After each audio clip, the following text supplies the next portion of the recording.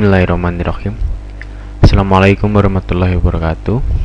Kami dari kelompok 5 akan melanjutkan video tutorial yang telah dipresentasikan oleh teman-teman pada kelompok sebelumnya. Kami di sini akan menjelaskan tentang cara membuat tabel pada Microsoft Access. Sebelumnya kami akan memperkenalkan anggota kelompok 5. Yang pertama ada Theo Walid Versa Dunia, yang kedua ada Alif K. Rizkiawan. Ya, langsung saja. Pertama-tama kita harus membuka Microsoft Access. Ada beberapa cara seperti yang Anda tahu untuk membuka Microsoft Access, yaitu dengan cara pada shortcut pada desktop, pada start menu, atau pada all program, Microsoft Office, Microsoft Access. Ya, kita klik. Ini adalah tampilan dari Microsoft Access. Kami di sini menggunakan Microsoft Access 2007. Tampilannya seperti ini. Jika Anda juga bisa menggunakan 2010, itu juga sama saja tampilannya. Atau mungkin sekarang sudah muncul yang 2013. Langsung kita klik saja pada blank database. Di sini ada file name. File name ini bisa Anda ubah sesuai dengan keinginan Anda, sesuai dengan kebutuhan. Di sini ada, di bawahnya ini adalah tempat penyimpanan data, bisa Anda rubah sesuai dengan keinginan Anda. Langsung kita klik create. Nah, ini adalah tampilan dari Microsoft Access. Pada pertemuan tutorial sebelumnya sudah dijelaskan tentang apakah fungsi-fungsi dari tool ini. Di sini untuk membuat tabel kita menggunakan create tabel design. Ya, di sini ada 3 komponen: field name, data type, dan description. Di sini field name ini fungsinya untuk memasukkan nama field yang kita inginkan. Di sini data type yaitu untuk menentukan tipe datanya. Di sini description ini untuk memasukkan keterangan jika diperlukan, tapi ini tidak harus diisi, tidak apa-apa. Di sini field name, data type. Masuk saja, kita masukkan field name-nya. Yang pertama, nama depan. Data type-nya kita menggunakan teks. Pada tutorial sebelumnya sudah dijelaskan ini kenapa saya menggunakan teks. Yang lebih jelasnya saya akan menjelaskan sedikit saja. Di sini kita menggunakan teks dikarenakan teks ini fungsinya adalah menerima data teks sampai dengan 255 karakter, terdiri dari angka, huruf, maupun dapat simbol. Jadi untuk nama depan ini kita menggunakan teks. Untuk selanjutnya, nama belakang ini juga menggunakan teks. Untuk selanjutnya lagi kita menggunakan, ada lagi nama perusahaan, kita juga menggunakan teks. Yang keempat ada alamat, kita juga menggunakan teks. Kelima ada kota, kita juga menggunakan teks. 6 ada kode pos,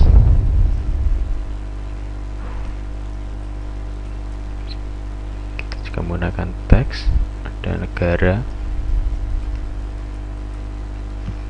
juga menggunakan teks. Dan di sini ada email. Di sini untuk email kita tidak menggunakan teks data tipe datanya, tapi kita menggunakan hyperlink. Hyperlink ini fungsinya adalah untuk membuka link halaman web ataupun alamat email. Seperti pada pertemuan sebelumnya sangat jelas menjelaskannya, sudah sangat jelas. Yang selanjutnya ada website. Ini juga kita menggunakan hyperlink. Ada phone, nomor telepon, kita tulis phone saja. Phone ini kita menggunakan teks. Kenapa kita menggunakan teks tapi tidak number? Itu dikarenakan pada phone ini kita tidak memerlukan jumlahan untuk ataupun rata-rata.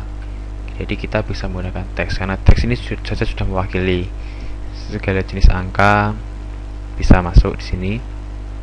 Dan biasanya pada nomor telepon ini juga ada nomor telepon, juga kodenya juga ada huruf. Jadi kita menggunakan teks. Kalau menggunakan nomor nanti tidak bisa dimasukkan. Untuk selanjutnya kita nomor pelanggan.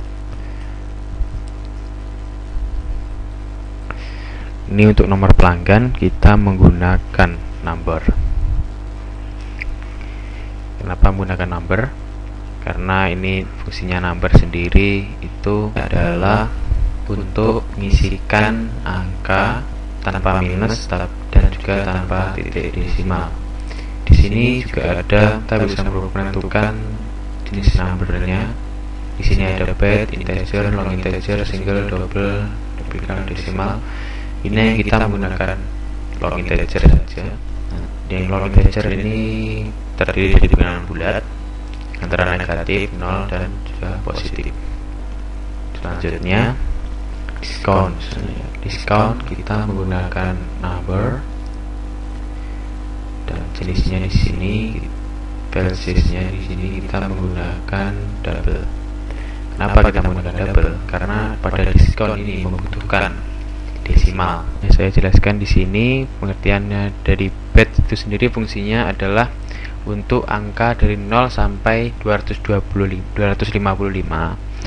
tanpa desimal. Kalau integer sendiri itu mulai dari minus 0 sampai positif, sama seperti long integer, tetapi untuk integer ini sendiri range-nya itu lebih pendek daripada long integer. Di sini ada single, double, dan desimal. Di sini single, double, desimal ini sama, tapi yang membedakan hanya range-nya saja. Ini juga beberapa digit. Kalau ini 7 digit, sebelah kiri koma dan sebelah kanan koma. Kalau double ini 15, kalau desimal ini sampai 28. Ya, selanjutnya pada file yang keduanya ini kita tuliskan pelanggan sejak. Di sini jenis tipe datanya date or time. Ini maksudnya kan memuat tanggal, bulan, tahun, dan jamnya, bisa semua di sini. Selanjutnya limit kredit. Limit kredit tipe datanya kita menggunakan currency. Kenapa saya di sini menggunakan currency? Karena di sini currency tingkat ketelitian desimalnya sebelah kiri titik itu 15 dan sebelah kanan titik itu 4. Jadi kita menggunakan limit kredit ini menggunakan currency. Untuk selanjutnya, untuk menentukan masih aktif tidaknya pelanggan, itu kita tuliskan is aktif. Tipe datanya yes or no. Di sini hanya untuk menentukan iya atau tidak saja tipe datanya. Nanti ini description kita isikan, yaitu di daftar email. Selanjutnya yaitu note, tipe datanya yaitu memo.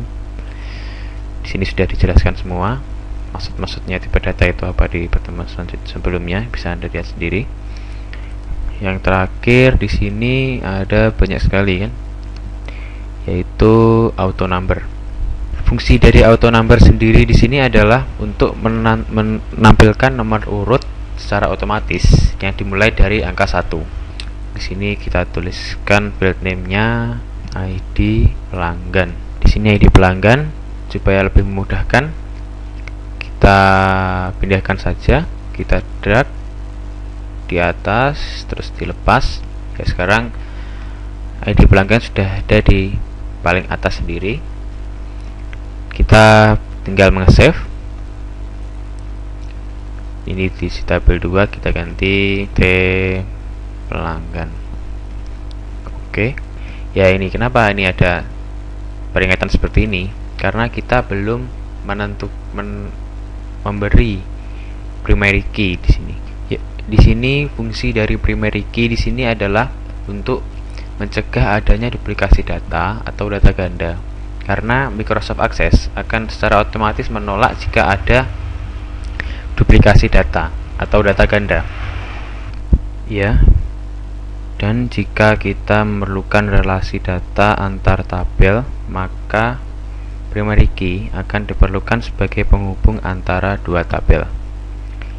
Jadi yang kita butuhkan sekarang masih kurang primary key. Jadi kita klik sini yes, primary key. Langsung saja kita simpan. Kita dari di sini langsung sudah keluar semua tabel yang kita miliki. Tinggal kita close saja. Demikianlah presentasi tutorial dari kelompok 5. Semoga dapat bermanfaat bagi kita semua. Jika ada pertanyaan bisa ditujukan kepada alamat email saya juga bisa di theowalid@gmail.com. Terima kasih atas perhatiannya. Assalamualaikum warahmatullahi wabarakatuh.